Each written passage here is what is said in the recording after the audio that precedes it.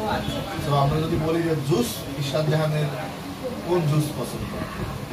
আমার আসলে জুস বলতে হচ্ছে প্রত্যেকটা জুসই আমার কাছে খুবই পছন্দের। আসলে এটা হচ্ছে সময় কাল পাত্র ভেদে হচ্ছে আমরা বিভিন্ন টাইপের জুস খেয়ে থাকি, টেস্টের উপরে নির্ভর করে। কোনো জুসকেই খারাপ বলা যাবে না, প্রত্যেকটা জুসই আমাদের শরীরের জন্য, বডির জন্য প্রয়োজন। সেটা কাঁচা আমের হতে পারে, পাকা আমের হতে পারে, লেমন হতে পারে, মিন্ট লেমন হতে পারে, হ্যাঁ আরও পাইনাপেল হতে পারে, তো হচ্ছে যে ওয়াটারমেলনের হতে পারে। তো হচ্ছে যে প্রত্যেকটা জুসই আসলে খুবই মজা। এবার আমরা কফিতে চলে যাব। হ্যাঁ। কফি পছন্দ মানে কোনটা? Black, regular, hot, cold?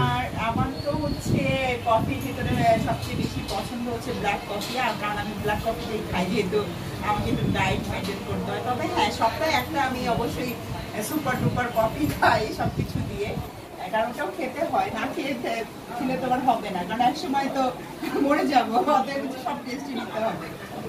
তো যেহেতু নাটক করা হয়, মডেলিং করা হয়, অনেক কিছু করা হয়, তো এই যে নিজের বডি কনস্ট্রাকশনকে পারফেক্ট ফিটনেসটা রাখার জন্য কি কি খাবারগুলো খাওয়া হয় বা কোনগুলো অ্যাভয়েড করা হয়?